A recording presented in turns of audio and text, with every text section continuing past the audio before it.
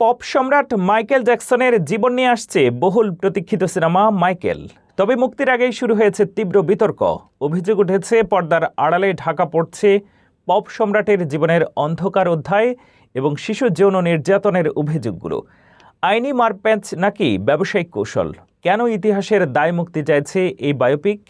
এ নিয়ে থাকছে আমাদের বিশেষ প্রতিবেদন।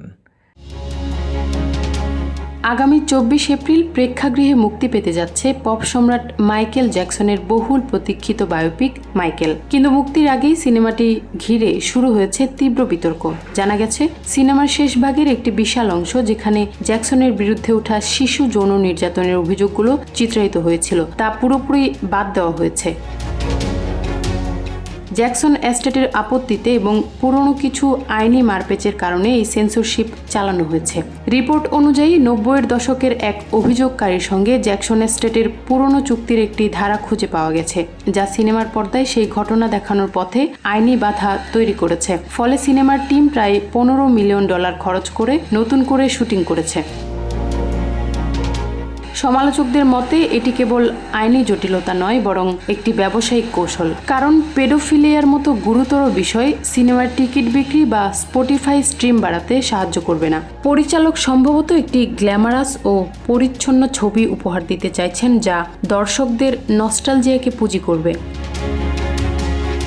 এর আগে ব্রডওয়ে মিউজিক্যাল এমজেতেও একই কায়দায় বিতর্ক এড়িয়ে কেবল গান আর নাচকে প্রাধান্য দেওয়া হয়েছিল। তবে একটি বায়োপিকের কাছে দর্শকদের প্রত্যাশা থাকে মানুষের জীবনের অন্ধকার এবং জটিল দিকগুলো জানার। জ্যাকসনের ভাইপো জাফার জ্যাকসন এই চরিত্রে অভিনয় করছেন, যার ফলে পারিবারিক আবেগও জড়িয়ে আছে।